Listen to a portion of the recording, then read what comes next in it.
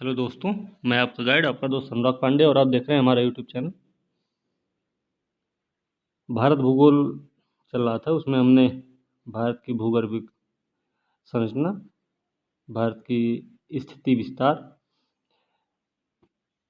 और यहाँ की कुछ जनजातियाँ जैसे मंगानियार, खासी, टोडा, जारवा, नागा, चांग्या, तिब्बती, ऐसे कुछ जनजातियों के बारे में भी हमने पढ़ा था। ठीक है, इस वीडियो में हम अपवाह तंत्र के बारे में देखेंगे। अपवाह तंत्र होता क्या है? जैसे नदियां हैं, जो नदियां हैं, जैसे नदी मान लीजिए चल रही, तो नदियों में कई सारी सहायक नदियां होंगी, वो आके मिलेंगी कहीं से, फिर इनकी भी अपनी कोई सहायक नदी। तो ये क्या है? यही होता है अपवाह तंत्र। ठीक है,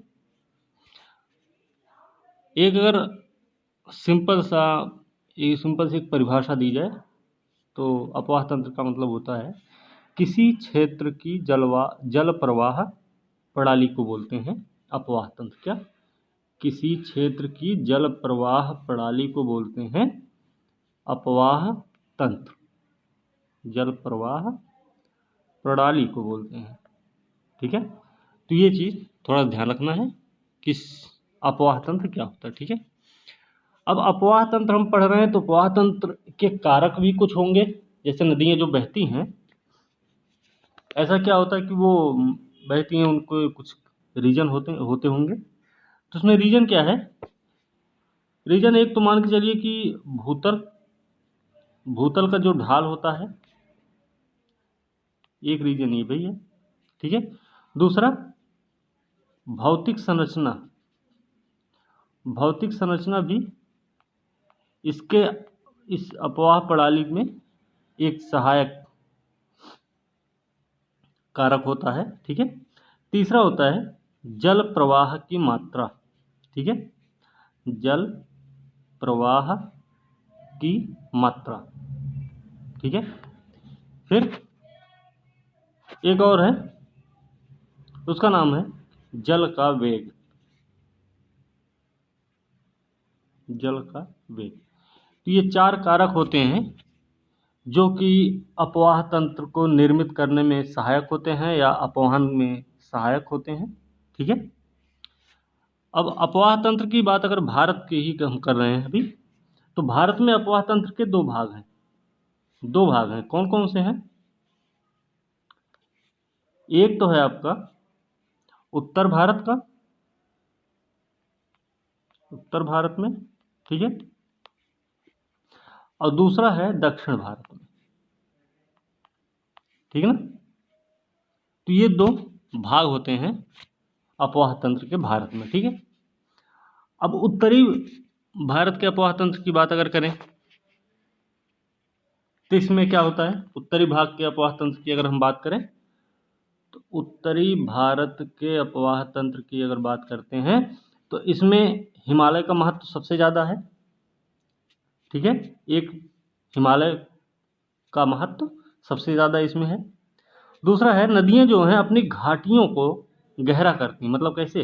वी आकार की घाटी बनाती ना, तो ये वाले एरिया को गहरा करती चली जाती है। ठीक है, फिर उत्तरी विशाल मैदान का निर्माण भी इन्हीं से हुआ है। ये उत्तरी भारत के अपवाह तंत्र से ही उत्तरी भारत के मैदान का निर्माण हुआ है।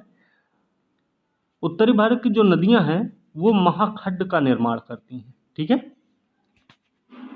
ध्यान रखना है कि महाखड्ड का भी निर्माण उत्तरी भारत की नदियां करती हैं। और महाखड्ड का अगर एग्जाम्पल अगर देखना चाहें हम, तो एग्जाम्पल आप देख ले तो बुंजी एक है, बुंजी नाम है इसका। ठीक है, तो बुंजी कहाँ पे है? जम्मू कश्मीर में है, जे में है। जे में है ना, जम्मू कश्मीर में है। और ये बनता किससे है? सिंधु नदी के द्वारा।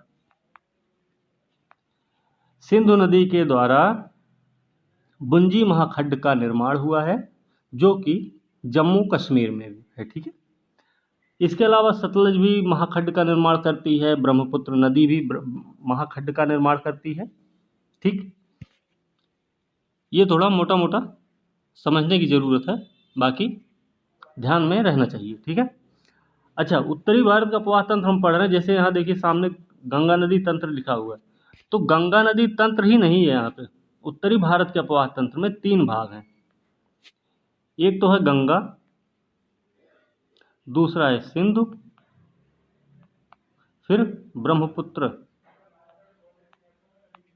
ठीक है, तो गंगा, सिंधु, ब्रह्मपुत्र, इन्हीं 3 के बारे में उत्तरी भारत में पढ़ेंगे और दक्षिण भारत में भी ऐसे ही हम पढ़ेंगे। तो आइए चलते हैं गंगा नदी तंत्र। ठीक है, कई बार एग्जाम में भी आता है, प्रश्न पूछा भी जाता है क्या, कि गंगा नदी तंत्र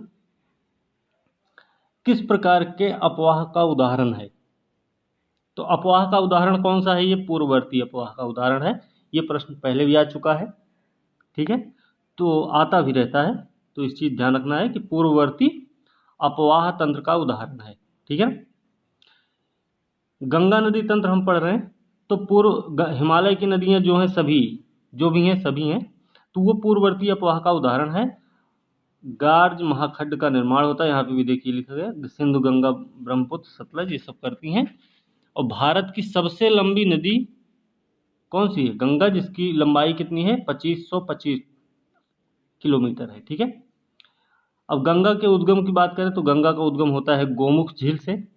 ठीक है, गंगा का उद्गम कहाँ से हो रहा है, गोमुख झील से इसका उद्गम होता है। ठीक है, ठीक, गंगोत्री के गोमुख से हो रहा है इसका।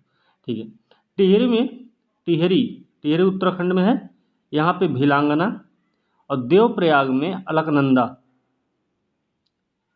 भिलांगना कहाँ मिल रही है, गंगा से, टिहरी में, और देवप्रयाग में अलकनंदा जो है गंगा से मिलती है। भागीरथी अलकनंदा का जो संगम है, भागीरथी और अलकनंदा का जो संगम है वही है गंगा। ये भी ध्यान रखना कि भागीरथी और गंगा दोनों मिलके क्या बनाती हैं, भागीरथी अलकनंदा दोनों मिलके गंगा का निर्माण करती हैं। और भिलंगना जो है गंगा से मिलती है टिहरी में, और अलकनंदा मिलती है आपकी देवप्रयाग में। ठीक है, ये चीज ध्यान रखना। फिर देखिए, हरिद्वार में गंगा क्या करती, गंगा हरिद्वार में मैदान में प्रवेश करती है, और राजमहल की पहाड़ी से होते हुए, राजमहल पहाड़ी के उत्तर से होते हुए पश्चिम बंगाल के फरक्का नामक स्थान पर बांग्लादेश में पद्मा के नाम से प्रवेश करके प्रवाहित होती है। राजमहल पहाड़ी के उत्तर से होते हुए पश्चिम की तरफ बढ़ती है, नहीं, राजमहल पहाड़ी के उत्तर से बहते हुए कहाँ जाती है, पश्चिम बंगाल में प्रवेश करती है। फिर उसमें वहाँ पे एक जगह है फरक्का से प्रवेश कर जाती है बांग्लादेश में, नाम रखा जाता है इसका पद्मा। ठीक है, तो पद्मा के नाम से ही बांग्लादेश में बहती हुई चलती है। ठीक, ब्रह्मपुत्र से मिलती है, फिर ये ब्रह्मपुत्र से मिलने के बाद आगे चलकर मेघना से भी मिल जाती है। ठीक, मेघना के नाम से ही बंगाल की खाड़ी में गंगा प्रवेश करती है। तो ये ध्यान रखना है कि पद्मा के नाम से बांग्लादेश में पहुंचती है, और बंगाल की खाड़ी में मेघना के नाम से गिर जाती है, उतर जाती है। ठीक है, और यहीं पे विश्व के सबसे बड़े डेल्टा सुंदरबन का निर्माण करती है। सुंदरबन नाम है इसका, तो सुंदरबन नाम, यहाँ पे सुंदरी वृक्ष पाए जाते हैं इसलिए इसका नाम सुंदरबन है। और इसको रामसर साइट भी घोषित किया गया है 2019 में। ठीक है, तो ये भी ध्यान रखना है। जो ये देखिए, अब सबसे बड़े डेल्टा का निर्माण करती है जो हुगली तथा मेघना के बीच बनता है। जो डेल्टा बनता है वो क्या, हुगली और मेघना के बीच में बनता है। ये चीज आपको याद रखना है। ठीक, अब गंगा की कुछ सहायक नदियां भी हैं। ठीक है, तो कुछ सहायक नदियां उसमें देखिए कौन कौन सी हैं। देखिए, पहले तो दाहिने तट पे कुछ सहायक नदियां होंगी, कौन कौन सी हैं, रामगंगा, शारदा, यमुना, घाघरा, गंडक, कोसी। प्रश्न में आता भी है, पेपर में क्वेश्चन पूछे जाते हैं कि गंगा की निम्नलिखित सहायक नदियों में से दाहिने तरफ की सहायक नदियां कौन कौन सी हैं, तो आपको मिलान करके बताना होता है। ठीक है, और ये जो हैं राम गंगा शारदा यमुना घाघरा गंडक कोसी, ये सब हिमालय से ही निकलती हैं। ये भी आपको ध्यान रखना है। यमुना नदी है सहायक नदी। अब यमुना इनकी सहायक नदी है, तो इसके बारे में भी थोड़ा बहुत जानने की ज़रूरत है हमें, ठीक है। तो यमुना नदी का उद्गम जो होता है वो यमुनोत्री से होता है, ठीक है। यमुनोत्री से इसका उद्गम होता है, ठीक। शारदा नदी, शारदा नदी आपकी निकलती है मिलाम हिमनद है। इनका उद्गम ध्यान रखना है कि मिलाम हिमनद से निकलती। मिलाम हिमनद कहाँ है? नेपाल हिमालय में। हमने जब पढ़ाया था भारत के भूआकृतिक प्रदेश के बारे में, तो उसमें हमने हिमालय के बारे में बताया था। तो हिमालय के 4 भाग बोले थे हमने, ठीक है। कौन सा? पंजाब, कुमाऊं, नेपाल, आसाम, ठीक है। तो ये नेपाल हिमालय से निकलती है। मिलाम हिमनद यहीं पे है, यहीं से निकलती शारदा नदी। और भारत नेपाल सीमा पर इसको बोलते हैं, क्या नाम है इसका? काली नदी, ठीक है। और यही शारदा नदी है कि बाराबंकी में, बाराबंकी कहाँ? उत्तर प्रदेश का एक जिला है, लखनऊ से करीब 20-25 किलोमीटर दूर है। तो वहाँ पे ये शारदा नदी घाघरा से आकर मिल जाती है, ठीक है। कोसी के बारे में आपको पता ही है, अपने मार्ग परिवर्तन के लिए बहुत प्रसिद्ध है। तो बिहार का शोक कहते हैं इसको, ठीक है। अब कोसी के बारे में जानने की जरूरत ये है कि ये नेपाल हिमालय से निकलती है और गंगा से मिल जाती है, ठीक है, ठीक है ना। चंबल, चंबल क्या है? चंबल यमुना की सहायक है। अब चंबल यमुना की जब सहायक है, तो चंबल की भी कुछ सहायक नदियां हैं। नाम क्या है उनका? बनास, काली सिंध, पार्वती, ठीक है। चंबल की सहायक नदियां बनास, काली सिंध, पार्वती। अभी इसकी कुछ सहायक नदियों के नाम पेपर में भी यूपीपीसीएस 2020 वाले में आए थे। उनको सजाना था पूर्व से पश्चिम कि पश्चिम से पूर्व था, ठीक है। तो उसमें केन, बेतवा ऐसे ही नदियों के नाम दिए गए थे, ठीक है। तो चंबल की सहायक नदियां बनास, काली सिंध और पार्वती हैं। जो चंबल क्या है? चंबल आपकी यमुना की सहायक नदी है। चंबल कहाँ से निकलती? जानापाव पहाड़ी है मध्य प्रदेश में, महू के पास में, वहीं से निकलती है चंबल नदी आपकी, ठीक है। गोमती का उद्गम, गोमती एकमात्र सहायक नदी है गंगा की, जो कि मैदानी क्षेत्र से निकलती है। और कहाँ से निकल रही? गोमत ताल, गोमत ताल फुलहर झील है। कहाँ पे? पीलीभीत में, पीलीभीत में फुलहर झील है, वहाँ पे गोमत ताल से निकलती है गोमती नदी। और यह गंगा की एकमात्र सहायक नदी जो मैदान से निकलती है, ठीक है। अब देखिए सहायक नदियां हैं कुछ यमुना की, कौन कौन सी? केन, बेतवा, सिंध, चंबल। अच्छा, यमुना के बारे में पूछा गया था। केन, बेतवा, सिंध और चंबल। इधर देखिए वेस्ट हमने डब्ल्यू लिखा था, इधर डब्ल्यू, इधर ई है, मतलब इधर वेस्ट हमने कर दिया, इधर ईस्ट कर दिया, ठीक है।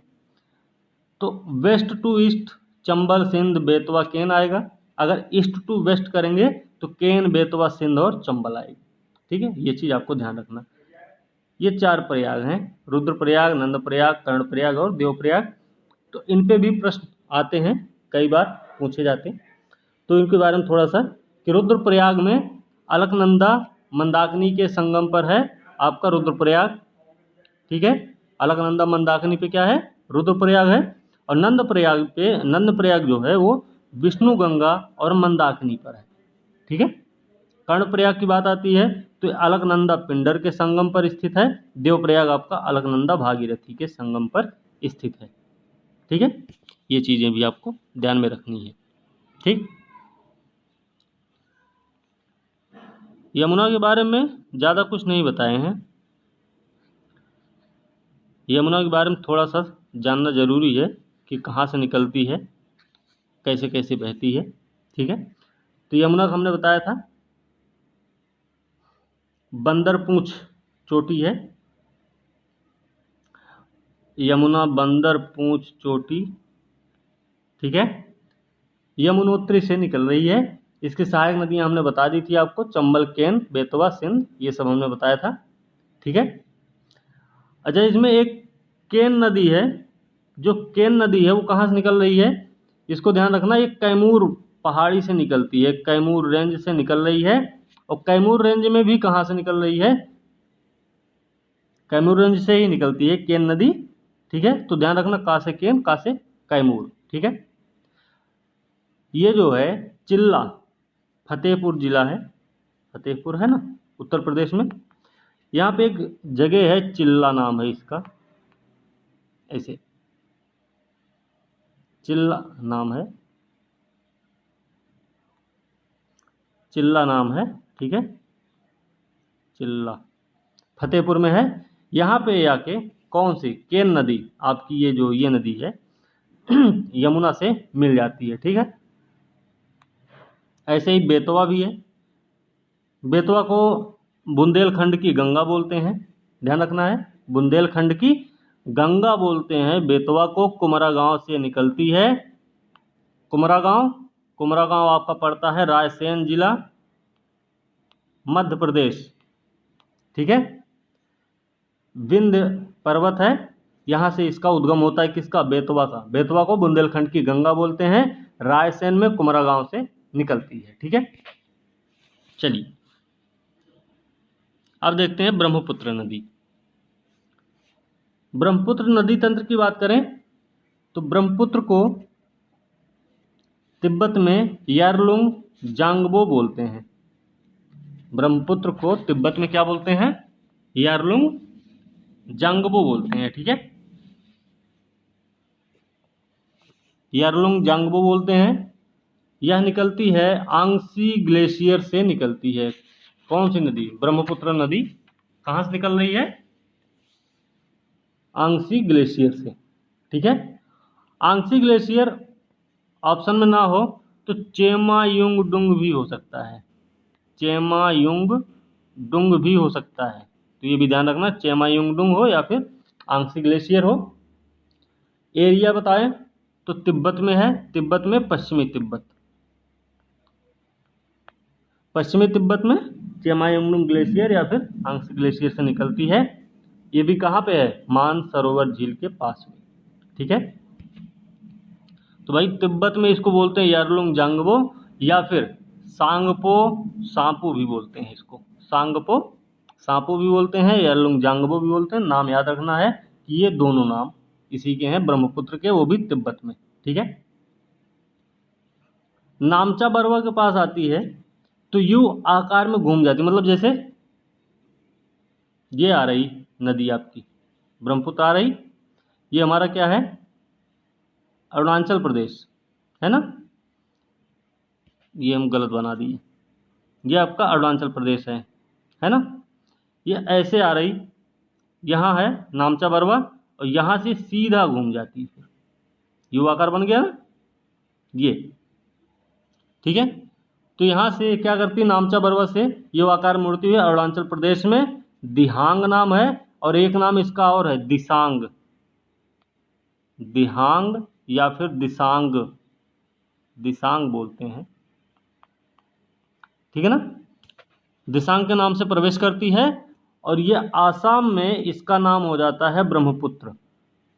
ठीक है, आसाम में इसको ब्रह्मपुत्र बोलते हैं, और आसाम में ब्रह्मपुत्र जब प्रवेश करती है तो आसाम में ये बहुत ज़्यादा क्या, घुमावदार रास्ते को ऐसे करते हुए बहती है फिर। ठीक है, इससे क्या है, नुकसान एक है कि यहाँ पे हमारा क्या है, ब्रह्मपुत्र नदी में ही माजुली द्वीप है हमारा, इसका कटाव बहुत तेजी से हो रहा है, ब्रह्मपुत्र नदी के कारण ही ऐसा हो रहा है। ठीक है, तो ये भी ध्यान रखना है।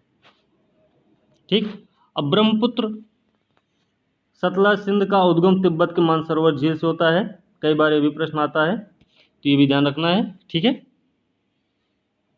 ये देखिए यहाँ पे दिया गया है, ब्रह्मपुत्र को तिब्बत में सांगपो या सांपो भी बोलते हैं। ठीक है, अब इसकी कुछ सहायक नदियां हैं। सहायक नदी जयमोली एक है, तिस्ता है, तिस्ता को बता दें तो ये चोलाम झील से निकलती है, चोलाम झील से निकलती, चोलाम झील कहाँ है, सिक्किम, तिस्ता जो है आपकी चोलाम झील सिक्किम से निकलती है। फिर कामेंग है, सुबनसिरी, सुबनसिरी आसाम, अरुणाचल प्रदेश और तिब्बत में बहती है सुबनसिरी। ठीक है, आसाम, अरुणाचल प्रदेश और तिब्बत में बहती है सुबनसिरी आपकी। फिर आपकी धनसिरी है, दिहांग है, दिसांग है, संकोश है और लोहित भी है। तो ये इसकी सहायक नदियां हैं किसकी? ब्रह्मपुत्र की। जयमौली, तिस्ता जो कि चोलाम झील से निकल रही सिक्किम में। ठीक है, कामेंग, सुबनसिरी अरुणाचल प्रदेश, तिब्बत और आपके आसाम में बहती है। धनसिरी, दिहांग, दिसांग, संकोश और लोहित, ये है। ठीक है, अच्छा अगर लोहित की हम बात करें तो लोहित नदी जो है आपकी तिब्बत में एक जगह है जयालचू। क्या है? जयालचू नाम है इसका। लोहित मतलब तिब्बत में जयालचू से निकलती है ना ये लोहित नदी। अब ये अरुणाचल प्रदेश और आसाम में बहती है, ये चीज़ ध्यान रखना। एक और नदी है इसकी, कपिली का नाम कहीं लिखा होगा। एक और नदी इसका है कपिली, यहाँ पे कपिली भी लिख दो, कपिली। कपिली भी इसी की सहायक नदी है और कामरूप नगर यहीं पे बसा हुआ है, इसी पे कामरूप नगर इसी के तट पे है, ये ध्यान रखना। ठीक है, चलिए आगे देखते हैं। बराक नदी। बराक नदी मणिपुर पहाड़ी से निकलकर मिजोरम और आसाम में बहती हुई बांग्लादेश में प्रवेश करती है। तो बाराक जो है इसकी सहायक नदी तो नहीं है ना, तो ब्रह्मपुत्र की सहायक नदी नहीं है। ये एक प्रश्न आ चुका है कि निम्नलिखित नदियों में से ब्रह्मपुत्र की सहायक नदियां कौन कौन सी हैं, तो उसमें बराक का भी ऑप्शन था। बराक इसकी सहायक नदी नहीं है, ये मणिपुर पहाड़ी से निकलती है और मिजोरम आसाम में बहती हुई बांग्लादेश में प्रवेश कर जाती है। ठीक है, अब आते हैं आसाम घाटी। ठीक है ना, आसाम घाटी में ब्रह्मपुत्र कैसे गुम्फित जल मार्ग बनाती है। ब्रह्मपुत्र जो है आसाम घाटी में गुम्फित मार्ग बनाती है और माजुली द्वीप यहीं पर है, जो कि विश्व का सबसे बड़ा नदी द्वीप इस समय नहीं है। ठीक है, इस समय माजुली द्वीप जो है विश्व का सबसे बड़ा नदी द्वीप नहीं रहा है। ठीक है, तिब्बत का पठार को विश्व की छत कहा जाता है, ये प्रश्न आ चुका, तो हमने इसको इसमें नोट डाउन कर दिया है। ठीक है, तो ये चीज़ ध्यान रखना है। चलिए, हो गया। अब देख लेते हैं थोड़ा सा तिब्बत के पठार के बारे में भी कुछ देख लिया जाए। ठीक है, देखिए तिब्बत क्या है, तिब्बत के पठार को चेंगतांग, ध्यान रखना, चेंगतांग क्वाघाई, चेंगतांग क्वाघाई और एक और नाम है इसका विश्व की छत। ठीक है, चेंगतांग क्वाघाई और विश्व की छत बोलते हैं तिब्बत के पठार को, ये भी एक चीज़ है। अब यहाँ से कुछ नदियाँ जो निकल रही हैं, जैसे आपकी ब्रह्मपुत्र है, सतलज है, ये सब नदियाँ निकल ही रही हैं, सिंधु है वहाँ से निकल रही है, यांगजी नदी है, चेंग जियांग जिसको बोलते हैं, फिर हुआंग हो, पीली नदी है ना, फिर मेकांग, सालवीन, इरावदी, ये सब नदियाँ यहीं से निकलती हैं, तो ये भी हमें ध्यान रखनी। ठीक है, चलिए आगे देखते हैं। अब हम आते हैं दक्षिण भारत की नदियों पर। ठीक है, तो दक्षिण भारत की नदियां देख लेते हैं क्या है।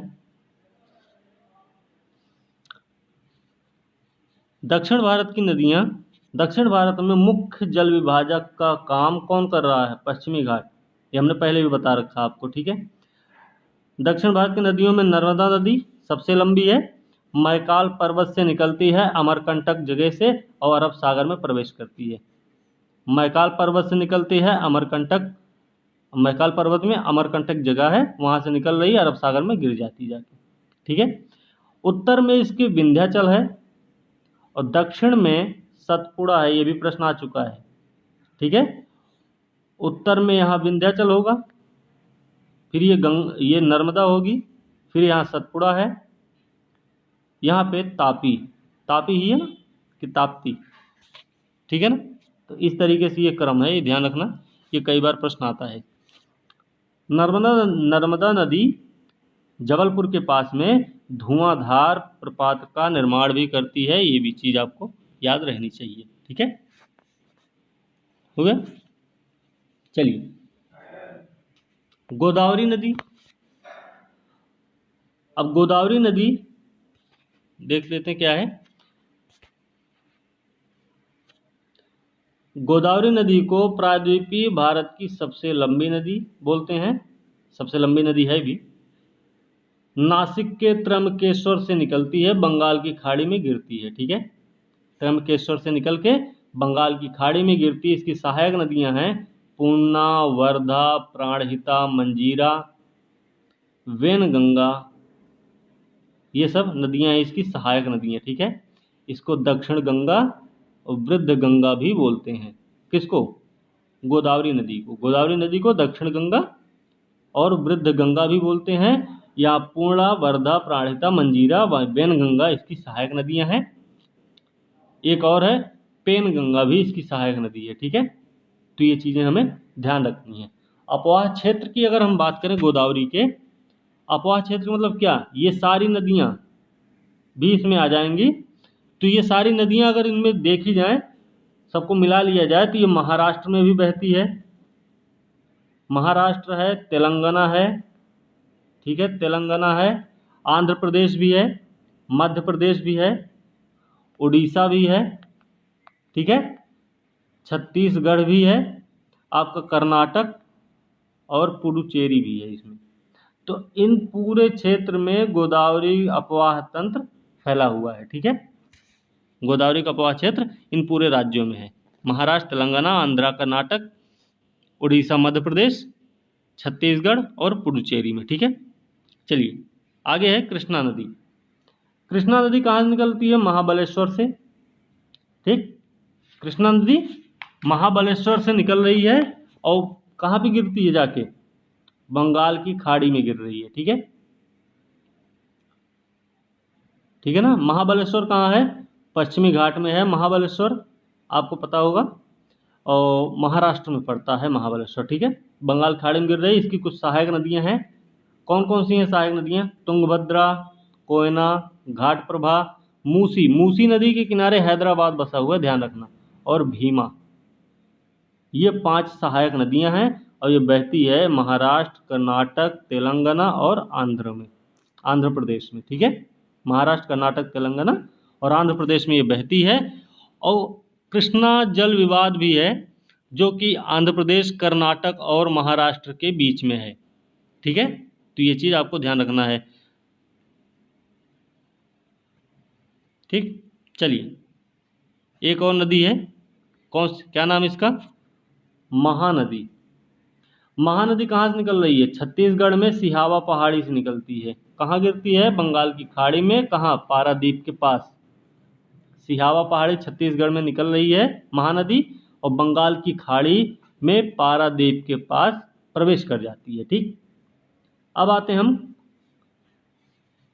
इसके अपवाह क्षेत्र की थोड़ी सी बात करें, तो ये छत्तीसगढ़ और उड़ीसा में भाई निकल रही है। उड़ीसा से सिहावा पहाड़ी से पारादीप कहाँ? उड़ीसा में ही पड़ता है। तो जाहिर सी बात है कि छत्तीसगढ़ और उड़ीसा बगल बगल में है, इसके बाद कोई और राज्य नहीं आएंगे। ठीक, ये डेल्टा का भी निर्माण करती है। इसकी एक सहायक नदी है महानदी की, नाम है उसका तेल इसकी सहायक नदी है। ठीक है, चलिए कावेरी की बात करें, तो कावेरी नदी जो है आपकी ब्रह्मगिरी पहाड़ी से निकलती है। कावेरी नदी ब्रह्मगिरी पहाड़ी से निकल रही है, कर्नाटक में जो कि है ब्रह्मगिरी पहाड़ी, और बंगाल की खाड़ी में गिरती है जाके तिरुचिरापल्ली के पास में।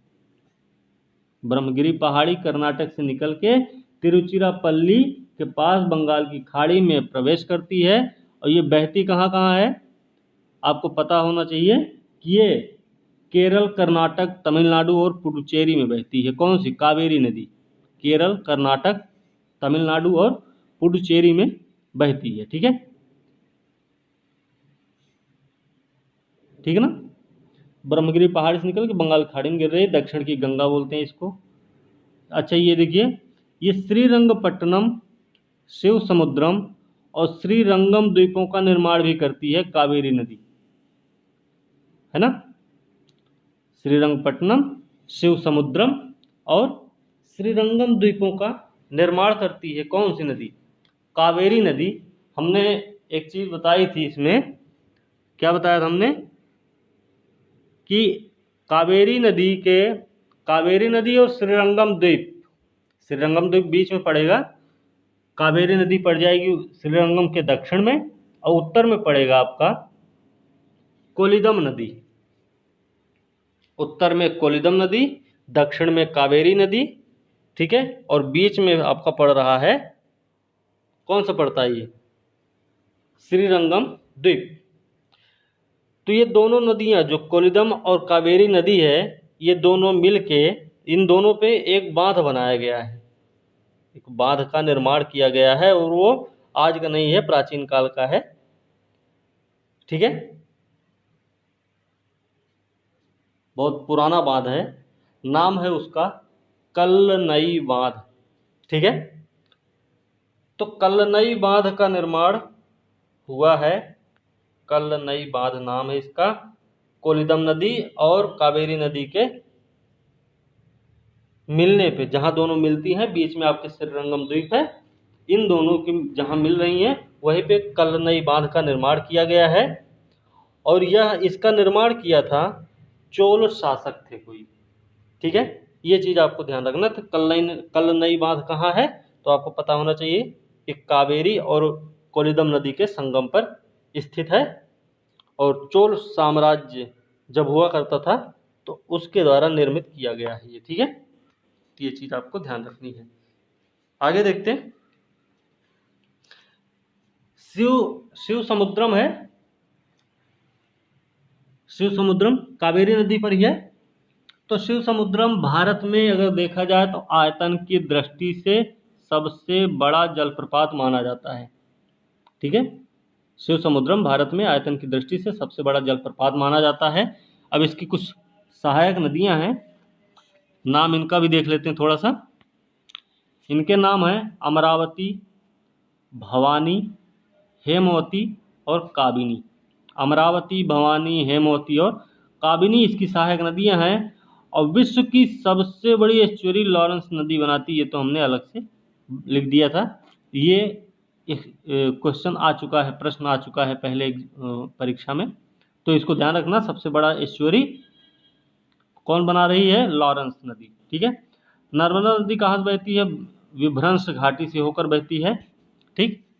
अन्य कुछ नदियां हैं, अब इनके बारे में भी देख लेते हैं, अपवाह तंत्र जल्दी ही समाप्त हो जाएगा। देखिए, सतलज नदी, सतलज नदी कहाँ निकल रही? तिब्बत कैलाश पर्वत के पास से निकलती है, राकस ताल से शिपकीला दर्रे के पास में हिमाचल प्रदेश में प्रवेश कर जाती है। तिब्बत में कैलाश पर्वत के पास राकस ताल झील है, वहां से निकलती है सतलज नदी, और शिपकीला दर्रे से क्या करती है? हिमाचल प्रदेश में प्रवेश कर जाती है, ठीक। दूसरी है सोन नदी, सोन अमरकंटक से निकल रही है मध्य प्रदेश में, और पटना के पास ये गंगा से मिल जाती है। तो बिहार स्पेशल के लिए, बीपीएससी के लिए भी इंपॉर्टेंट है कि सोन नदी अमरकंटक से निकल के पटना के पास गंगा से मिलती है। और इसकी सहायक नदियां हैं कुछ, नाम है रिहंद और उत्तरी कोयल। ध्यान रखना, सोन की दो सहायक नदियां, एक तो रिहंद है और दूसरी उत्तरी कोयल नाम है, ठीक है। अब देखते हैं दामोदर नदी है। दामोदर नदी छोटा नागपुर पठार से निकल रही है, ठीक है।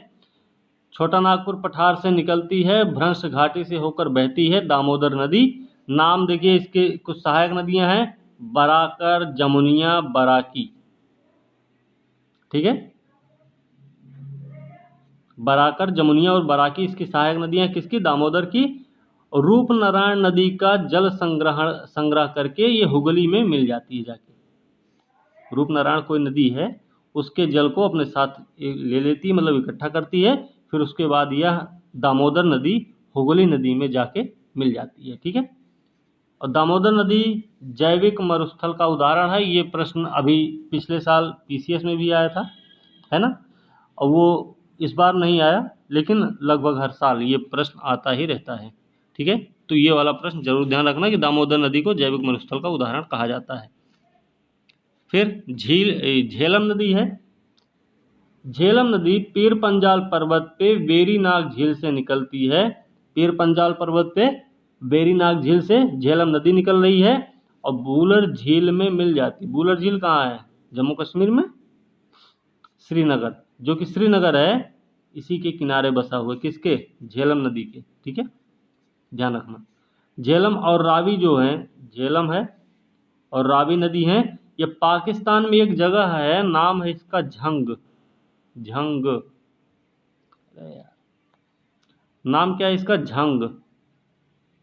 ठीक है, तो झेलम और रावी नदी पाकिस्तान में झंग के पास में जाके चेनाब नदी से मिलती हैं। दोनों नदियां कौन कौन सी? झेलम और रावी। ठीक है, कहाँ पे मिलती है? पाकिस्तान में झंग के पास में चेनाब से मिल जाती हैं। ठीक, श्योक नदी है। श्योक नदी काराकोरम क्षेत्र में है, इसको मृत्यु की नदी बोलते हैं। ठीक है, काराकोरम क्षेत्र में ये निकलती है श्योक नदी, इसको मृत्यु की नदी बोलते हैं। प्राचीन काल में जो व्यापार होता था तो श्योक नदी के माध्यम से मध्य एशिया के यारकंड से लेकर लद्दाख के बीच में व्यापार होता था, श्योक नदी से ही। ठीक है, तो ये चीज ध्यान रखना है। मृत्यु की नदी तो कहते हैं, ठीक है, काराकोरम से भी निकलती, ये भी सही है। मध्य एशिया के यारकंड से लद्दाख के बीच में व्यापार भी होता था, ये भी बात सही है। ठीक है, अगली नदी है संकोश। संकोश उत्तरी भूटान से निकलती है, आसाम और पश्चिम बंगाल के बीच में सीमा बनाती है, नाम है इसका संकोश। ठीक है, तो संकोश नदी आसाम पश्चिम बंगाल के बीच में सीमा बनाती है, उत्तरी भूटान से निकलकर आती है। ठीक है, चलिए, कुछ शहर हैं जिनके किनारे पे कुछ जो नदियां बह रही हैं उनके नाम हैं, थोड़ा इनको भी हम देख लेते हैं। ठीक है, तो देखिए, उत्तर काशी शहर है, भागीरथी किनारे बसा हुआ। गंगा नदी के किनारे कौन कौन से हैं? हरिद्वार है, यहीं से मैदान प्रवेश करती है। फतेहपुर, कानपुर, वाराणसी, भागलपुर, पटना, इलाहाबाद, गंगा यमुना का संगम यहीं पे। ठीक है, यमुना के किनारे कौन कौन सी? नई दिल्ली, आगरा, मथुरा और इटावा। नई दिल्ली, आगरा, मथुरा और इटावा जो है यमुना के किनारे बसे हुए हैं। लुधियाना और फिरोजपुर की बात अगर करते हैं तो ये सतलज के किनारे है। हैदराबाद अभी बताए थे मूसी नदी के किनारे बसा हुआ है। ठीक है, उत्तर प्रदेश में गोरखपुर राप्ती नदी के किनारे है। विजयवाड़ा कहाँ? कृष्णा नदी के किनारे है। ठीक, नांदेड़, नासिक, राजामुंदरी गोदावरी नदी के तट पे हैं। अहमदाबाद आपका साबरमती पर है। लखनऊ, सुल्तानपुर, जौनपुर उत्तर प्रदेश के शहर हैं ये, गोमती नदी के किनारे। लखनऊ उत्तर प्रदेश की राजधानी, सुल्तानपुर जौनपुर शहर है, गोमती नदी पर है। बरेली उत्तर प्रदेश में ही है, रामगंगा नदी के किनारे। अयोध्या का नाम जानते ही आप लोग, सरयू के किनारे है। ठीक, कोटा जो है चंबल नदी के किनारे है। लेह आपके सिंधु नदी के दाहिने तट पे स्थित है। ये चीज आपको ध्यान रखनी है। ठीक है, कुछ और हैं, एक दो नदियों के बारे में और देख लेते हैं। जैसे देखिए क्या है कि हमने स्पीति के बारे में नहीं बताया है, तो स्पीति नदी है, क्योंकि प्रश्न तो कहीं से भी पूछे जा सकते हैं, नदियां जब बह रही हैं तो इनसे प्रश्न आ सकते हैं। तो स्पीति नदी कुंजुम दर्रे से निकलती है। ठीक है, कुंजुम दर्रे से निकलती है, कुंजुम दर्रा है, स्पीति नदी वहीं से निकल रही है। और हिमाचल प्रदेश में किन्नौर जिला है, जगह का नाम है नामगिया गांव। नामगिया गांव है, किन्नौर जिला, हिमाचल प्रदेश में। यह इसके पास जब आती है तो यहाँ पे ये स्पीति नदी जो है सतलज से मिल जाती है। ठीक है, ये चीज आपको ध्यान रखना है। ठीक, एक और नदी है, नाम है मीठी। मीठी नाम है इसका। ये कहाँ पे है? इसका उद्गम हो रहा विहार झील से। बिहार नहीं, विहार झील है ये। ठीक है, विहार का मतलब आवास होता है ना, तो बिहार झील से निकली है। पोई झील के पानी को लेकर माहिम खाड़ी के पास अरब सागर में गिर जाती है, फिर ये महाराष्ट्र में है। ठीक है, मीठी नदी, ये बिहार झील आपकी महाराष्ट्र में है। वहाँ से निकल रही मीठी नदी और ये पोई झील का पानी लेती है अपने साथ और ले जाके माहिम खाड़ी के पास में अरब सागर से मिल जाती है। ठीक है। कई बार प्रश्न ये भी आता है कि प्रायद्वीपीय नदियाँ और हिमालयी नदियों में अंतर क्या है। तो आपको बता दें, हिमालयी नदियाँ कैसी हैं, सदा नीरा हैं, ठीक है, लेकिन प्रायद्वीपीय नदियाँ कैसी हैं, मौसमी हैं, बाढ़ सूखा लगा रहता है इनके पास। ठीक है। हिमालयी नदियाँ कैसी हैं, युवावस्था में हैं, अभी तभी तो बी आकार घाटी बना देती हैं। ठीक है, मतलब ये वाला एरिया अपने घाटी को काटती हैं, ठीक, महाखंड का निर्माण करती हैं। लेकिन जो प्रायद्वीपीय नदियां हैं वो वृद्ध हो चुकी हैं। वृद्ध होने का क्या मतलब है, वृद्ध होने का मतलब है वो इस तरीके से यहाँ नहीं काटती, वो इधर इधर काटती हैं, अपने इधर इधर चलती हैं। ठीक है, इधर इधर काट रही, नीचे क्या है वो अपना तल प्राप्त कर चुकी हैं ऑलरेडी। ठीक। उसके अलावा हिमालयी नदियां लंबवत कटाव करती हैं, हमने बताया लंबवत कटाव करती हिमालयी नदियां, ये भी एक अंतर है। जबकि प्रायद्वीपीय नदियां कैसी, क्षैतिज कटाव करती हैं, ये भी ध्यान रखना। ठीक, ठीक है ना। क्यों, क्योंकि ये अपना आधार तल प्राप्त कर चुकी है। आज के वीडियो में बस इतना ही, अगली वीडियो के साथ कल मिलेंगे, तब तक के लिए धन्यवाद। और वीडियो को लाइक शेयर कमेंट करना ना भूलें, साथ में चैनल को भी सब्सक्राइब जरूर कीजिए और बेल आइकन को दबाएं, जिससे जो वीडियो अगर कोई नई आती है तो उससे आपको नोटिफिकेशन भी मिलता रहेगा। और वीडियो को अगर ध्यान से देखते हैं तो आपके एग्ज़ाम में बहुत सारे फ़ायदे इससे मिलेंगे। और अभी वीडियो बन रहा है तो आप अभी भी इससे देख सकते हैं कितने सारे प्रश्न आपके यूपी पीसीएस और यूपीएससी में भी कई सारे प्रश्न आए थे। इतिहास को आपने देख रखा पहले ही कि एंशियंट हिस्ट्री और मॉडर्न हिस्ट्री हमने पढ़ाया है, उसमें बहुत सारे प्रश्न आ गए हैं, यूपीएससी में यूपी पीसीएस में भी आ चुके हैं। ठीक है, तो यही उम्मीद रखिए कि आप वीडियो को अगर ध्यान से देखते हैं, 1 से 2 बार देखते हैं, तो आपको सारी चीज़ें याद हो जाएंगी और आपसे कोई भी परीक्षा छूटेगी नहीं। ठीक है, तो चलिए आज के वीडियो यहीं समाप्त करते हैं, अगले वीडियो के साथ कल मिलेंगे, तब तक के लिए धन्यवाद।